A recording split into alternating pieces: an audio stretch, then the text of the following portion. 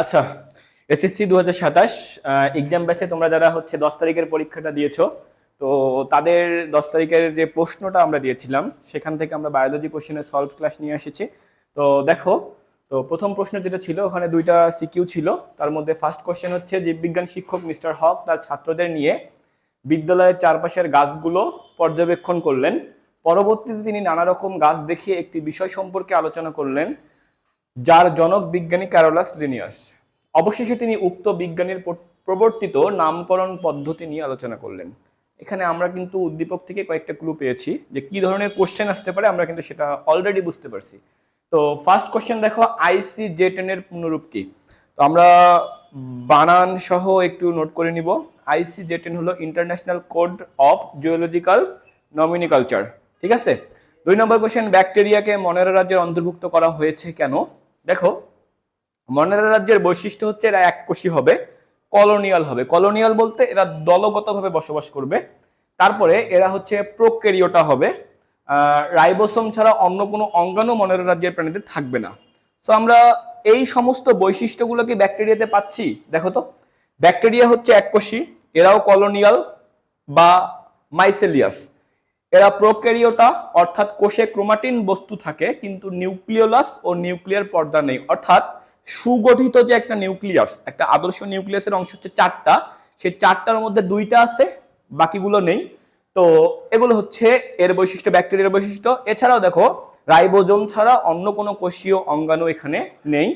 কোষ বিভাজন দ্বিবিভাজন প্রক্রিয়ায় সম্পন্ন হয়। এসব বৈশিষ্ট্য মনেরা রাজ্যের জীবের বৈশিষ্ট্য। সো আমরা এর জন্য ব্যাকটেরিয়াকে মনেরা রাজ্যের অন্তর্ভুক্ত বলতে পারি।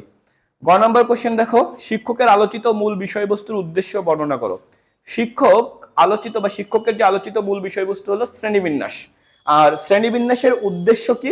উদ্দেশ্য হলো প্রতিটি জীবের দল ও উপদল সম্বন্ধে জ্ঞান আহরণ করা। শ্রেণীবিন্যাসের সাহায্যে পৃথিবীর সকল উদ্ভিদ এবং প্রাণীর সম্বন্ধে বিজ্ঞানসম্মত অল্প পরিশ্রমে এবং অল্প সময়ে জানা যায়। তো এগুলোই হচ্ছে শ্রেণীবিন্যাসের মূল উদ্দেশ্য। এগুলো দেখে তোমরা একটু, আমরা তো অ্যান্সার শিট দিয়েই দিব। তারপরে ঘ নম্বর দেখো, কোশ্চেন বলছে মানুষের নামকরণের ক্ষেত্রে উদ্দীপকে উল্লেখিত বিজ্ঞানীর উদ্ভাবনকৃত পদ্ধতির প্রতিফলন ঘটেছে কিনা। দেখো, মানুষের নামকরণটা আমরা আগে দেখি। মানুষের নামকরণ, প্রাণীর নামকরণ ইন্টারন্যাশনাল কোড অফ জিওলজিক্যাল নমিনিকালচার কর্তৃক স্বীকৃত নিয়ম অনুসারে হতে হবে, এটা একটা কথা। 2 নম্বর বলছে প্রত্যেক প্রাণীর একটি বৈজ্ঞানিক নাম থাকবে যার 2টি অংশ থাকবে। 3 নম্বরে বলা হচ্ছে দ্বিপদ নামের প্রথম অংশটি ওই প্রাণীর গণনাম এবং দ্বিতীয় অংশটি প্রজাতির নাম নির্দেশ করবে। মানুষের নামের হোমো অংশটি হলো গণ এবং স্যাপিয়ান্স অর্থ হচ্ছে প্রজাতি। প্রাণীর বৈজ্ঞানিক নাম অবশ্যই ল্যাটিন শব্দে হতে হবে। হোমো এবং স্যাপিয়ান্স দুটি শব্দই হচ্ছে ল্যাটিন। দ্বিপদ নামকরণ সর্বদাই ইতালিক হরফে হতে হবে, অর্থাৎ লেখাগুলো একটু বাঁকা হবে। তো দেখো, হোমোসেপিয়ান্স লেখাটা কিন্তু একটু বাঁকা আছে। গণের নামের প্রথম অক্ষরটি অবশ্যই বড় হরফে, অর্থাৎ বড় হাতের অক্ষর হবে এবং প্রজাতির নাম ছোট হরফে লিখতে হবে। যেমন হোমোসেপিয়ান্সের হোমোটা হচ্ছে গণ, স্যাপিয়ান্স হচ্ছে প্রজাতি, যার শুরু হয়েছে এস দিয়ে, এটা কিন্তু ছোট হাতের। অতএব উপরিক্ত নীতিগুলো পর্যালোচনা করে দেখা যায় মানুষের নামকরণের ক্ষেত্রে উদ্দীপকে উল্লেখিত বিজ্ঞানী ক্যারোলাস লিনিয়াস কর্তৃক উদ্ভাবিত পদ্ধতি যথার্থ প্রতিফলন ঘটেছে।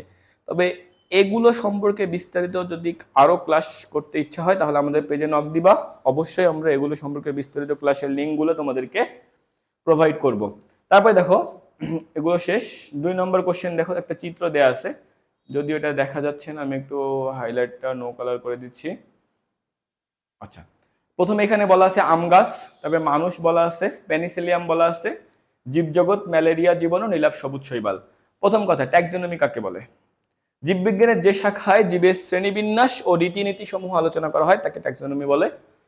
জীববিজ্ঞানের কোন শাখায় উদ্ভিদের জৈব রাসায়নিক কার্যাদি, জিনের ব্যবহার, সমুদ্র সম্পদ ও মৎস্য সম্পদ সম্বন্ধে জানা যায়? দেখো, শরীরবিদ্যা শাখায় উদ্ভিদের জীবের রাসায়নিক কার্য সম্বন্ধে জানা যেতে পারে। জিন প্রযুক্তি শাখায় জিনের ব্যবহার ও জিন সম্বন্ধে জানা যায়। সমুদ্র বিজ্ঞান শাখায় সমুদ্র সম্বন্ধে জানতে পারবো। তারপরে উদ্দীপকে রেখাচিত্র কয়ের বৈজ্ঞানিক নাম লেখো এবং শ্রেণীবিন্যাসের ধাপগুলো কিভাবে করবে বিন্যস্ত করো। উদ্দীপক হচ্ছে মানুষ। তো মানুষের হচ্ছে যদি আমরা বলি যে বৈজ্ঞানিক নাম হচ্ছে হোমোসেপিয়ান্স, মানুষের শ্রেণীবিন্যাসের জন্য ধাপগুলো হচ্ছে জগৎ, পর্ব, শ্রেণী, বর্গ, গোত্র, গণ, প্রজাতি। উদ্দীপকের রেখাচিত্রের প্রতিটি জীবের 2টি করে বৈশিষ্ট্য যদি বলা যায়, এগুলো আমরা দেখে নিব। তারপরে দেখো এমসিকিউ দেওয়া আছে, একটু করে দিচ্ছি।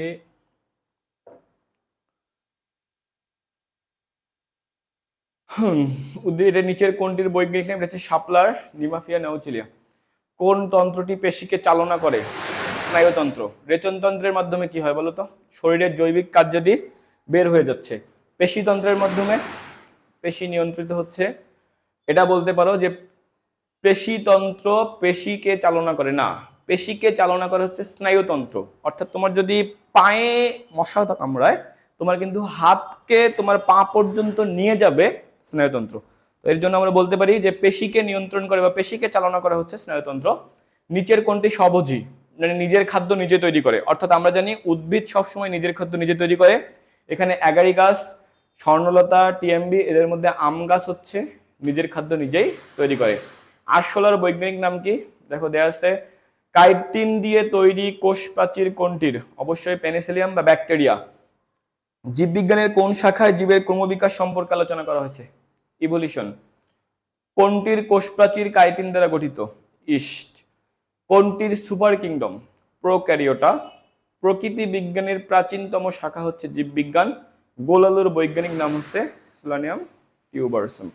তো এগুলো হচ্ছে ফার্স্ট পরীক্ষার। এরপরে সেকেন্ড কোশ্চেন আরো হার্ড হবে আশা করি। ভালো করে পড়ো, এক্সাম দাও এবং রুটিন অনুযায়ী পড়াগুলো কমপ্লিট করো। আল্লাহ হাফেজ।